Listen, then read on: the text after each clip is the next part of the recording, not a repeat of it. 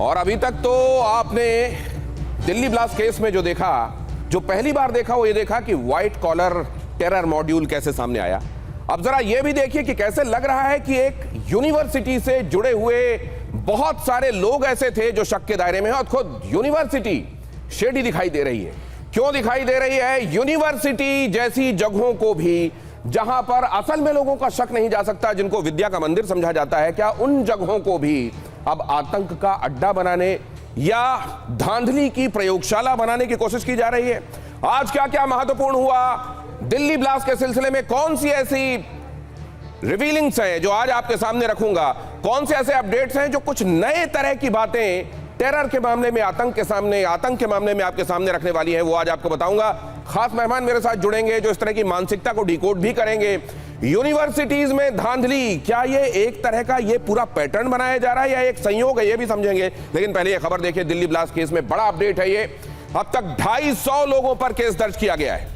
ज्यादातर केस उत्तरी दिल्ली में दर्ज किए गए हैं। पुलिस सत्यापन प्रक्रिया पूरी नहीं की गई इन लोगों की। अब तक 250 लोगों पर केस दर्ज किए गए हैं। 250 ऐसे लोगों पर केस दर्ज किए गए हैं जिन्होंने अपने आसपास के ऐसे लोगों पर जिनकी पुलिस वेरिफिकेशन जरूरी थी, उनकी पुलिस वेरिफिकेशन नहीं की गई। कुल मिलाकर अब तक 250 लोग, उनमें वो भी हैं जिनके नाम लगातार हम आपको बताते रहे हैं। डॉक्टर लिखते हैं, डॉक्टरी की पढ़ाई की, लेकिन जिंदगी की जगह मौत बांटने की तैयारी कर ली। उन लोगों के बारे में भी बता रहे हैं जो इनको किसी न किसी तरह से पनाह दे रहे थे, प्रश्रय दे रहे थे, इनको किसी न किसी तरीके से उन्होंने एड एंड अबेट किया था। और यह भी हम आपको बता रहे हैं कि किस तरीके से इसमें अब उन लोगों के नाम भी सामने आ रहे हैं जिसमें कहा जाता है इग्नोरेंस इज नो एक्सक्यूज। अगर आपके आसपास, आप इन तमाम जगहों पर जो वल्नरेबल हैं, संवेदनशील हैं, उन जगहों पर रह रहे हैं और अगर आपको यह मालूम नहीं है कि आपको किसका वेरिफिकेशन, पुलिस वेरिफिकेशन कराना है, तो यह आपकी गलती है और इसके लिए आप जिम्मेदार ठहराए जाएंगे। अगली खबर भी देखिए, दिल्ली ब्लास्ट की जांच बरेली तक पहुंच गई है। 2 बड़ी मीट फैक्ट्रियां रेडार पर आई हैं। फैक्ट्री में तैनात 27 कश्मीरी सिक्योरिटी गार्ड की जांच जारी है। बैंक खातों और डिजिटल लेन देन की जांच पड़ताल हो रही है। मांस की 2 बड़ी फैक्ट्रियां रेडार पर आई हैं। सोशल मीडिया और पुराने रिकॉर्ड भी खंगाले जा रहे हैं। इनके बारे में देखा जा रहा है कि ये किस तरीके की मानसिकता के लोग इस मीट फैक्ट्री को चला रहे थे और क्या इनका लेना देना भी मौजूदा टेरर मॉड्यूल जो जिसका भंडाफोड़ हुआ है, क्या उससे भी कोई इनका लेना देना है?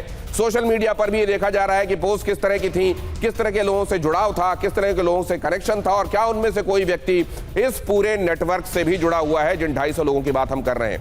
अब जरा इसी से जुड़ा हुआ अगला अपडेट भी देख लीजिए। आज बहुत सारे अपडेट्स आज ऐसे हैं जो आपको जानना चाहिए, लेकिन उससे पहले अल फलाह के बारे में जान लीजिए। अल फलाह यूनिवर्सिटी, आपने देखा किस तरीके से इसके फाउंडर को गिरफ्तार किया गया।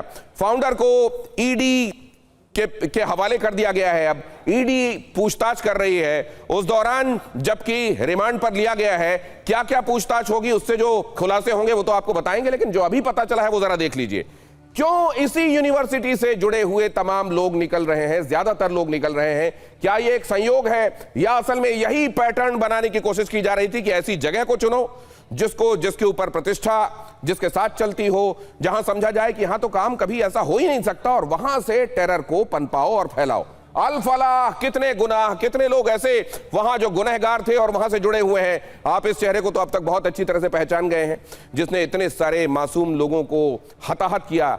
10 तारीख को ये आपने देखा कि किस तरीके से डॉक्टर उमर नबी, दिल्ली ब्लास्ट का ये फिदाइन, खुद को लेकर ब्लास्ट कर लेता है उस गाड़ी को, और फिर doctor Muzammil, doctor Shaheen, doctor Adil, ये जाहिर है इनकी कड़ी एक के बाद दूसरे से जुड़ने की अलग अलग है। सबसे पहले आदिल रठेर इस मामले में सामने आया था और फिर बात यह पता चली कि मुजम्मिल और शाहीन आपस में दोस्त हैं। डॉक्टर उमर को जिम्मा दिया गया था कि लोगों का ब्रेन वॉश करो और फिदाइन तैयार करो, लेकिन फिर जैसे ही भांडाफोड़ हो गया, पैनिक में आ गया और उसने खुद ही इसको अमल में लाने की कोशिश की। उस दिन देखा आपने क्या किया उसने। दिल्ली ब्लास्ट में ये जो तमाम चेहरे इससे जुड़े हुए हैं, ये अल फलाह यूनिवर्सिटी से कनेक्टेड क्यों दिखाई देते हैं? अब जरा इसको देखिए।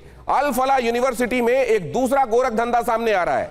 ये यूनिवर्सिटी अपने बारे में सच्चाई बताती ही नहीं थी। अपने आप को प्रतिष्ठित बताने के लिए अपने सारे कायदे, नियम, कानून, जितने मापदंड हैं उसने पूरे किए हुए हैं, ऐसा बताया जाता था उन लोगों को जो स्टेक होल्डर्स होते थे, जो एडमिशन सीख कर रहे होते थे, लेकिन ऐसा असल में था नहीं।